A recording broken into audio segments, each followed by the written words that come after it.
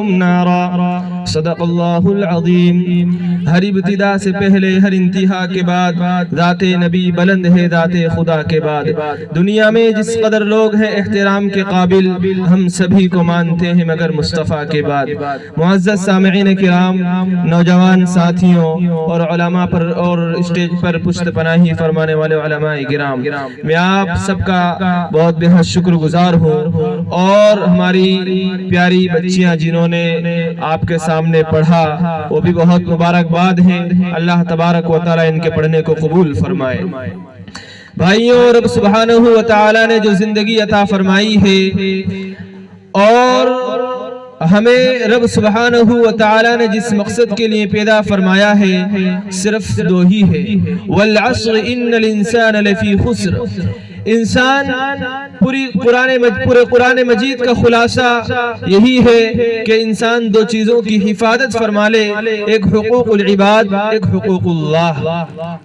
بندہ ان دو چیزوں کو اختیار کر لے، ان دو چیزوں پر عمل کر لے، ان دو چیزوں کو سمجھ لے، انشاءاللہ وہ رب سبحانہ و تعالی کا پیارا بندہ بن جائے گا۔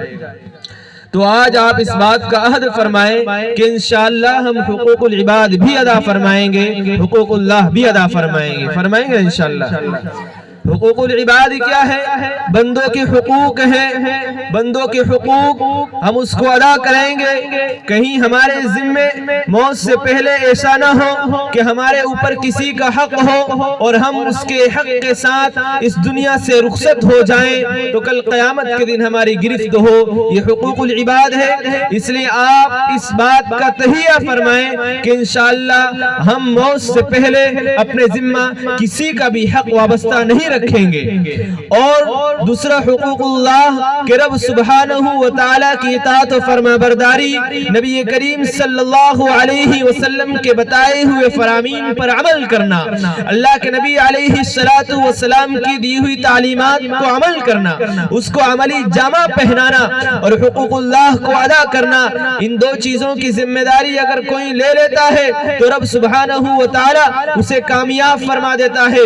اللہ تبارک و تعالی نے قرآن مقدس عطا فرمایا ہے۔ اب انسان کے لیے ضروری اور لازم ہے کہ قرآن سے اپنے مسائل کو حل کراتا رہے، قرآن کو اپنے لیے ہدایت کی کتاب سمجھتا رہے، اس کو پڑھتا رہے، اس سے فیض حاصل کرتا رہے۔ قیامت تک کے آنے والے انسانوں کی ہدایت کے لیے رب سبحانہ و تعالی نے قرآن کریم کو عطا فرما دیا ہے، قرآن کریم کو دے دیا ہے۔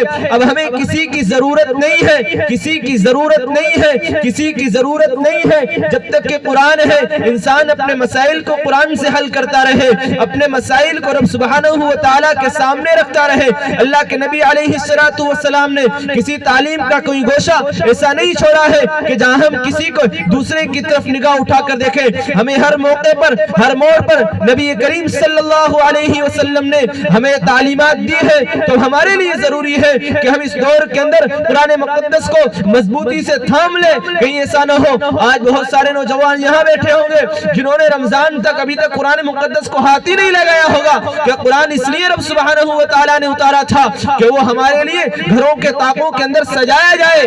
نہیں، قرآن اس لیے نہیں تھا، قرآن تو تھا اس لیے کہ ہماری زندگی کو بدلے، ہمارا چلنا پھرنا بدلے، ہماری گفتار و کردار بدلے، ہمارے اخلاق کو بدلے، ہماری بولنے چالنے کو ہمارے اندر قوت پیدا کرے۔ کیا زمانہ ہے کہ قرآن پڑھا جاتا ہے، دلوں پر اثر نہیں ہے، ذہن و دماغ میں قرآن مقدس کی تلاوت ہوتی ہے لیکن اس پر کوئی عملی جامہ پہنانے کا کوئی اقدام نہیں ہوتا ہے۔ قرآن سنتے ہیں، نغمہ سرائی کے طور پر سنتے ہیں لیکن کوئی عمل کے لیے تیار نہیں ہے۔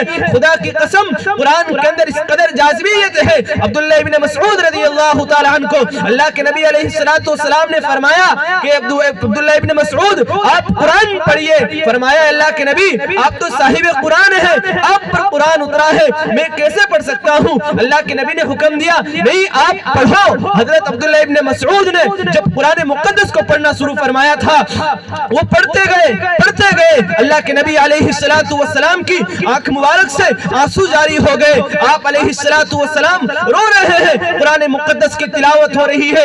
آج ہمارے سامنے قرآن پڑھا جاتا ہے لیکن اثر نہیں ہوتا ہے، اس کی وجہ یہ ہے ہمارے دلوں کے اندر ایمان نہیں ہے، اللہ پر توکل نہیں ہے، اللہ پر بھروسہ نہیں ہے۔ قرآن مقدس کو ابتدا میں اللہ تبارک و تعالیٰ نے سورہ فاتحہ کے اندر فرما دیا ہے کہ مالک یوم الدین میں ہوں اور ایاک نعبد و ایاک نستعین تم پڑھتے ہو، لیکن لوگوں نہ میرا اس پر عمل ہے نہ آپ پر اس کا عمل ہے۔ پڑھتے ہیں ایاک نعبد و ایاک نستعین، اللہ تجھی سے مدد مانگیں گے، اللہ تیری عبادت کریں گے۔ بھائیو پھر کیا چیز ہے کہ ہم غیر پر نظر دکھاتے ہیں، ہم غیر کو اپنا بڑا مانتے ہیں، ہم غیر سے جھک جاتے ہیں، شرم سے آنکھ بھر جاتی ہے۔ کیا بات ہے کہ جس قرآن مقدس کو ہمارے لیے اللہ تبارک و تعالیٰ کا قرآن فرماتا ہے، خود رب کریم قرآن کے اندر فرماتا ہے یہ قرآن وہ کتاب ہے جس کے ذریعے کئی لوگوں کو ہم نے ہدایت دی ہے، کئی قوموں کو بلند کیا ہے اور کئی لوگوں کو ہم نے اس کے ذریعے ذلیل و رسوا کیا ہے۔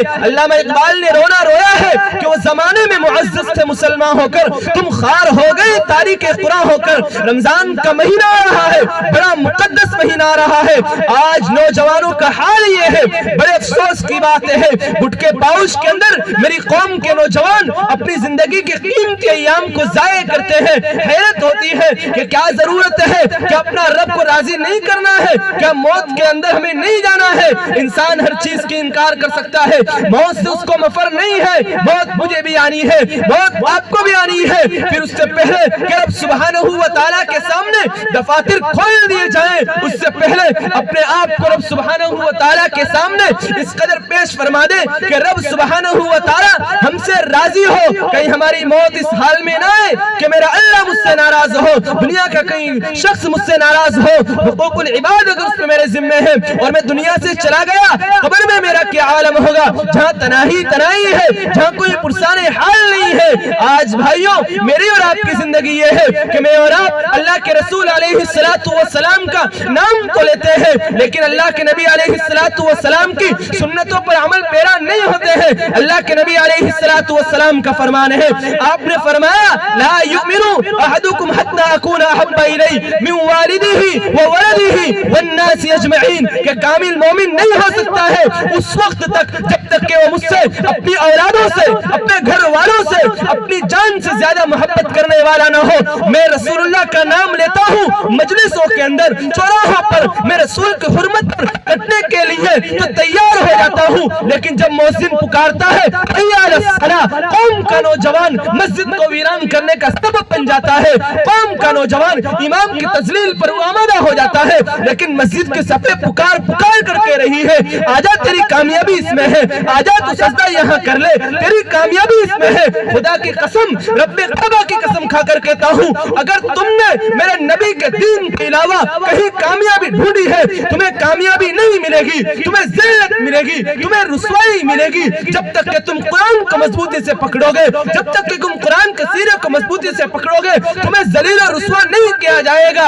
آج کا قوم کا نوجوان قرآن کو یہ سمجھتا ہے کہ قرآن تو ہمارے لیے صرف قرآن مرنے والوں کے لیے پڑھی جانے والی کتاب ہے، ہمیں مردے کو نزا کا وقت ہے، کیا قرآن مارنے والوں کے لیے آیا تھا؟ نہیں، قرآن تو مردہ دلوں کو زندہ کرنے کے لیے آیا تھا، تازگی بخشنے کے لیے آیا تھا۔ کون سی چیز ہے، کون سا سرمایہ ہم سے کھو چکا ہے؟ قوم کا وہ سرمایہ جو ماں بہنوں کی حفاظت کرنے والا تھا، کیا وجہ ہو گئی؟ وہی ڈاکے ڈالنے لگا ہے، کیا وجہ ہو گئی؟ قوم کا نوجوان شراب کے اڈوں کو آباد کرنے والا ہے، زناکاری کے اڈوں کو آباد کرنے والا قوم کا نوجوان ہے، ماں بہنوں کی حفاظت کرنے والا نوجوان کیوں ماں کو تاکنے لگا ہے؟ قوم کا نوجوان جو ماں کی حفاظت کرتا، مساجد کی حفاظت کرتا، مقابر کی حفاظت کرتا، خانقاہوں کی حفاظت کرتا، کیا وجہ ہے؟ وہ خود رسوا ہے، وہ خود ذلیل ہے، اسے کوئی پرسان حال نہیں ہے، اس کے چہرے سے لگتا نہیں ہے مسلمان ہے بھی یا نہیں ہے۔ بتاؤ میرے نبی کی شکل میں کیا کمی رہ گئی تھی جو میں اور آپ داڑھی نہیں رکھتے ہیں، نبی کی سنت کے موافق ہم لباس نہیں پہنتے ہیں، میرے نبی کی شریعت میں کوئی کمی نہیں تھی بھائیوں، کمی میں نے اور آپ نے نکالی ہے، یہ سمجھ کر نکالی ہے شاید کہ میرے نبی کے علاوہ انگریز کے کلچر کے اندر ہمیں کوئی فلسفہ مل جائے، مغرب کی तहजीब, जिसने मुझे और आपको नंगा करके दुनिया के सामने लाकर खड़ा कर दिया है, जिसने हमें हमारे घरों से दीन को निकालकर, दिलों से दीन को निकालकर आज हमें नीलाम कर दिया है सरे बाजार, कि हमने ये समझ रखा है कि शायद कहीं और कामयाबी है। नहीं नहीं नहीं नहीं, कामयाबी नहीं है, कामयाबी रसूलुल्लाह के दीन में है, कामयाबी रसूलुल्लाह के फरामीन में है। तो आप आज इस बात का आद फरमाएं कि जब तक हम जिएंगे मेरे रसूलुल्लाह सल्लल्लाहु अलैहि वसल्लम के तरीके के मुताबिक जिंदगी गुजारते हुए जिएंगे। जब तक के हमारे अंदर रगों के अंदर खून है, हम हमारे नबी के फरमा बरदार बनेंगे। कायनात का पैगंबर रोजे के अंदर जिंदा है, आपके सामने अमाल पेश किए जाते हैं उम्मत के। अगर आज मैं अपनी जिंदगी की सुबह गुनाह करते करते कर रहा हूँ, सोता हूँ, मोबाइल देख कर सोता हूँ, गंदी फिल्में देख कर सोता हूँ, उठता हूँ पहले मोबाइल देखता हूँ, क्या हो गया कौम के नौजवानों को? क्या हो गया? क्या नजर से देखे, किस लिए देखे कि कौम का नौजवान अपने मोबाइल के अंदर अपनी जिंदगी को बर्बाद करके बैठ चुका है। उससे किसी चीज की उम्मीद नहीं लगाई जा सकती है। सुबह सोता है, शाम कर देता है, शाम सोता है। अल्लाह के नबी का फरमान है, युस्बिहु रजुलु मुमिनन व युमसी काफिरन व युमसी मुमिनन युस्बिहु काफिरन। एक जमाना मुसलमानों ऐसा आएगा, किताबुल फितन की रिवायत है, साहिब मिशकात ने जिक्र फरमाया, युस्बिहु रजुलु मुमिनन व युमसी काफिरन व युमसी मुमिनन युस्बिहु काफिरन, कि मुसलमान सुबह मोमिन होगा, शाम होते होते काफिर हो जाएगा,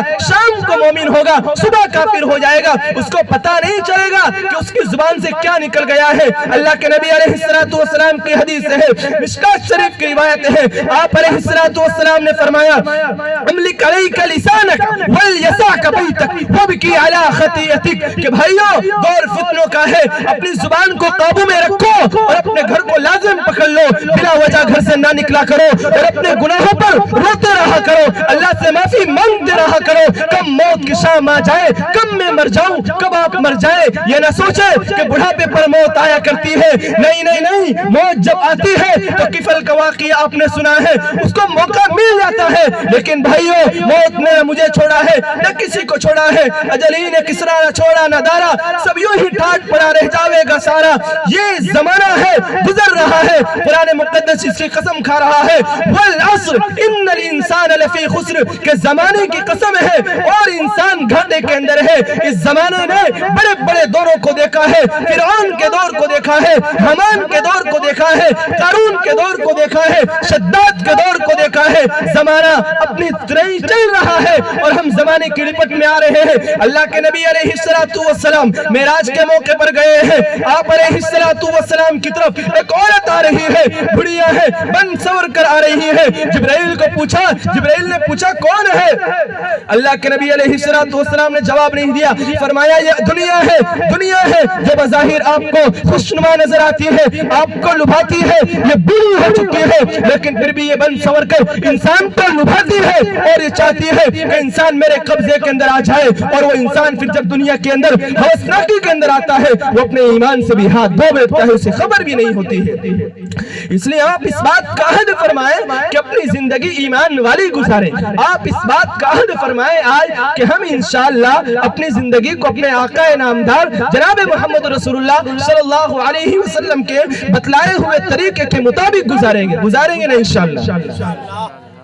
इस बात का हद फरमाएं कि इंशाअल्लाह जब भी हमें नबी करीम सल्लल्लाहु अलैहि वसल्लम की सुन्नतों पर हमें लब्बे कहने की जरूरत आए तो हम जरूर कहेंगे। हमें चाहिए कि हम अपना तवक्कुल रब सुब्हानहू व तआला के ऊपर रखें। हम किसी से उम्मीद की वाबस्तगी न लगाएं कि शायद हमें किसी की उम्मीद हो, हमें किसी की उम्मीद नहीं है। हज़रत उमर रज़ियल्लाहु तआला अन्हु जब गवर्नर बने हैं तो मिस्र के गवर्नर को उबई इब्न काब को बनाया था, तो वहाँ का ये रिवाज था कि वहाँ का दरियाए नील एक औरत को चाहता था। जब जाके वो साल पूरा होने पर जब तक एक औरत को उसके भेंट नहीं चढ़ाया जाता था, वो दरिया रवाना नहीं हुआ करता था। हज़रत उमर रज़ियल्लाहु तआला अन्हु को अम्र इब्न आस रज़ियल्लाहु तआला अन्हु ने खत लिख के भेजा कि अमीरुल मोमिनीन मामला ये है, दरियाए नील चलता नहीं है, लोगों का रिवाज है एक हसीन जमीन लड़की को जब तक इसके अंदर नहीं धंसा जाता है, नहीं झोंका जाता है, दरिया अपनी रवानी पर नहीं चलता है। हज़रत उमर ने एक रुका लिखकर भेज दिया और कहा कि दरिया के हवाले कर کر دو، دریا کے حوالے کر دو۔ جب دریا کو رکا ملا،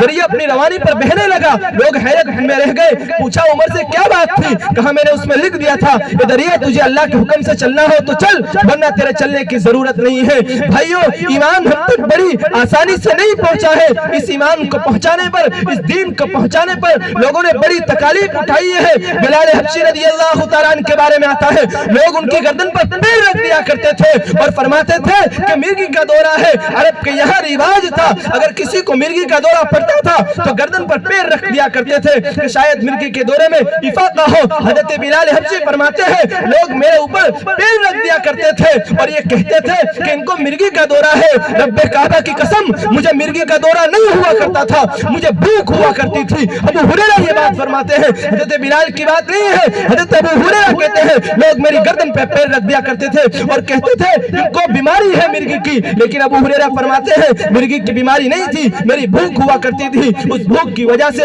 میں بے ہوش ہو کر گر جایا کرتا تھا۔ آج ہمارے پاس فراوانی ہے، وقت ہے، لیکن اگر ہم کہہ دیں کہ بھائی جیسے ابھی مولانا نے سنایا کہ وہ 16 سال کے بعد باعزیز حضرت جنید بغدادی لوٹ کر آئے، 16 سال کتنا عرصہ ہوتا ہے، زندگی کا ایک قیمتی سرمایہ ہوا کرتا ہے۔ لیکن اگر ابھی میں آپ سے خالی یہ کہہ دوں کہ چلو بھائی 3 دن کے لیے نام لکھاؤ تو سارے ایک دوسرے کو دیکھیں گے، تو ہم تو نام نہیں لکھوائیں گے، لیکن رواج ہے ہمارے یہاں کہ ہم 3 دن نہیں نکال سکتے ہیں، 40 دن نہیں نکال سکتے ہیں۔ کیوں؟ اس لیے کہ ہمارا رواج نہیں ہے، ہمارے اندر دین کی طلب نہیں ہے، ہمارے اندر نبی کریم صلی اللہ علیہ وسلم کی محبت نہیں ہے، ہمارے اندر ایمان کی وہ جذبہ، ایمان کا وہ جذبہ، ایمان کی وہ شعلہ زنی نہیں ہے جو ہمیں اس بات پر ابھارے کہ میرے نبی علیہ السلام بھی کوئی چیز تھی جن کے لیے کائنات سجائی گئی، جن کو طائف میں مارا گیا، جن کو مینا میں مارا گیا، جن کو گالیاں دی گئی، جن پر پتھر برسائے گئے، جن کے لیے کائنات سجی تھی، اس پر پتھر برس رہے ہیں اور وہ دعائیں دیتے جا رہے ہیں۔ تو آج آپ اس بات کا تہیہ کریں کہ انشاءاللہ ہم ایک بھی نماز کو قضا نہیں کریں گے انشاءاللہ، اور رمضان کے مہینے کے انشاءاللہ پورے روزے رکھیں گے۔ ذرا وہ نوجوان بتائیں جو اس لیے کہ بہت سخت گرمی میں آ رہے ہیں، تو جنہوں نے عہد کیا کہ ہم روزہ نہیں رکھیں گے لیکن اب رکھیں گے انشاءاللہ، تو کون کون ہے؟ سب رکھیں گے نا انشاءاللہ؟ کوئی بھی روزہ نہ چھوڑنا۔ روزہ یہ ہمیں رب تبارک و تعالیٰ کی طرف سے بہترین عطیہ ہے۔ حضرت امی عائشہ رضی اللہ تعالیٰ عنہ فرماتی ہے اللہ کے نبی علیہ السلام شعبان کے مہینے میں کثرت سے روزہ رکھا کرتے تھے اور آپ کی عبادت کے اندر اضافہ ہو جایا کرتا تھا۔ حضرت سلمان فارسی رضی اللہ تعالیٰ عنہ کی روایت ہے اللہ کے نبی علیہ السلام رمضان سے پہلے ہمارے درمیان تقریر فرمایا کرتے تھے اور فرماتے تھے اس میں ایک مہینہ رحمت کا ہے، ایک مغفرت کا ہے، ایک جہنم سے خلاصی کا ہے۔ بڑے بدبخت لوگ ہیں جو رحمت سے بھی نا امید ہو کر رحمت سے بھی دھتکار دیے جاتے ہیں، مغفرت بھی نہیں کراتے ہیں اور جہنم سے خلاصی کے لیے اپنا آپ کا نام بھی پیش نہیں کرتے ہیں۔ تو آپ اس بات کا اس مجمع کے اندر عہد کر کے جائیں، پختہ عزم کر کے جائیں کہ انشاءاللہ ہمارے گھروں کے اندر کوئی بھی ایسا نہیں ہوگا جو روزہ نہیں رکھے گا۔ تو سارے روزہ رکھیں گے نا انشاءاللہ؟ رکھیں گے نا انشاءاللہ؟ پکی بات ہے۔ اللہ تبارک و تعالیٰ ہمیں روزہ رکھنے کی توفیق عطا فرمائے، ہمارے ساتھ سہولت کا معاملہ فرمائے، عافیت کا معاملہ فرمائے۔ آپ لوگ یہاں بیٹھے اطمینان کے ساتھ بیٹھے، آپ کے یہاں پہلی مرتبہ جلسہ ہوا، وقت بہت زیادہ ہو گیا، اللہ تبارک و تعالیٰ آپ کے بیٹھنے کو قبول فرمائے۔ اگر میری زبان سے کوئی ایسی بات نکل گئی جو شاید آپ کے لیے مناسب نہیں ہونا چاہیے تھا لیکن زیادہ بولنے کی عادت ہے، اللہ تبارک و تعالیٰ سے میں معذرت خواہ ہوں، آپ لوگوں سے بھی میں معافی مانگتا ہوں، آپ لوگ مجھے معاف فرمائیں اگر کوئی بات کہی۔ وقت ملا تو پھر ملاقات ہوگی، اب تو جاتے ہیں میں قدے سے میر، پھر ملیں گے اگر خدا لایا۔ وآخر دعوانا ان الحمدللہ رب العالمین۔